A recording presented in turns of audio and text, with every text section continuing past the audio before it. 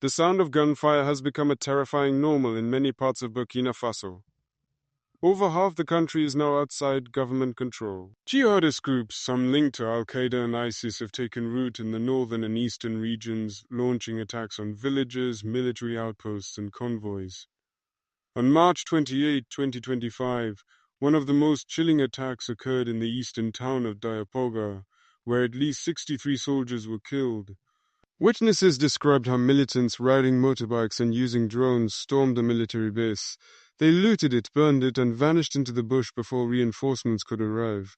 But what triggered this attack? Reports suggest it was retaliation. A few days earlier, government forces and local militias had allegedly carried out a massacre of Fulani civilians, whom they suspected of collaborating with jihadists. Over 130 were killed in the Solenzo massacre, a grim reminder of how ethnic tensions and anti-terror operations are now deeply entangled. At the heart of this turmoil is a young and polarizing leader, Captain Ibrahim Traoré, who seized power in a military coup in September 2022. Only in his mid-30s, Traoré is the youngest head of state in the world today. To his supporters, he is Africa's new Che Guevara, a revolutionary, a patriot, a warrior for the people. In poor neighborhoods and student gatherings, portraits of Traoré hang alongside that of Thomas Sankara, the legendary Burkina president assassinated in 1987. But to his critics, Traoré is walking a dangerous path, undermining democracy, suppressing the media, and playing into authoritarian hands. He expelled French troops from the country and welcomed Russian influence with open arms. Russian military advisors linked to the Wagner Group are now helping train and arm Burkina-based soldiers. Some say it's a power shift. Others call it neo-colonialism wearing a different uniform. Caught in the middle of this ideological and physical battlefield are the people.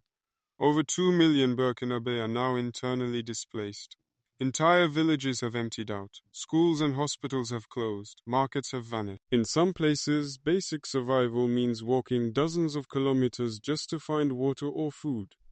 Children are growing up with the sounds of bullets instead of laughter. Women carry their babies across dangerous zones just to reach a clinic that might or might not be standing. Humanitarian workers report that nearly 6.5 million people are in urgent need of assistance. But even the aid convoys are under threat.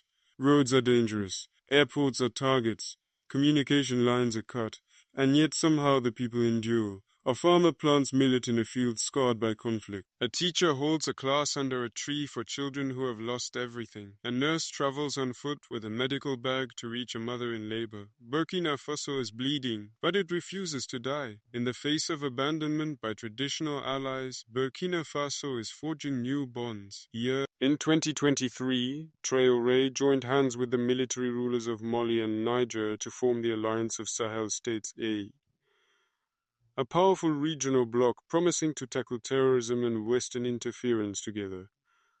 AES is not just a military pact, it's a declaration, a rejection of France's old colonial grip, a challenge to the international order. It says we will handle our own security, our own politics, and our own future, and others are watching. Chad, another key player in the Sahel, has expressed interest in joining the alliance. If that happens, AES could reshape the entire geopolitical balance of West Africa. Still, critics warn. Without strong governance, human rights protection, and economic plans, military alliances alone won't bring peace. In the streets of Ouagadougou, murals of Sankara and Traoré blend into slogans demanding justice and dignity. There's a strange mix of fear and pride in the air. Burkina Faso is not giving up, but it is paying a high price for sovereignty. Thousands have died. Trust has eroded. Institutions are fragile. And yet a spirit remains, untamed, raw, and deeply Burkinabe. Traoré has promised to hand power back to civilians in 2025 through elections.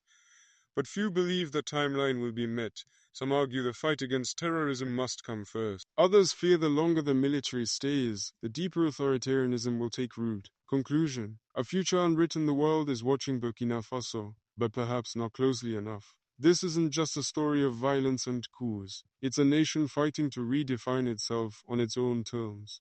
In a time of global uncertainty, Burkina Faso is a mirror reflecting the world's hypocrisies and the people's resilience. Its future is unwritten. Will it rise like Sankara once dreamed? or fall deeper into chaos. That depends not just on guns or politics, but on how the world listens, helps, and respects the dignity of a people who are quite simply refusing to be broken.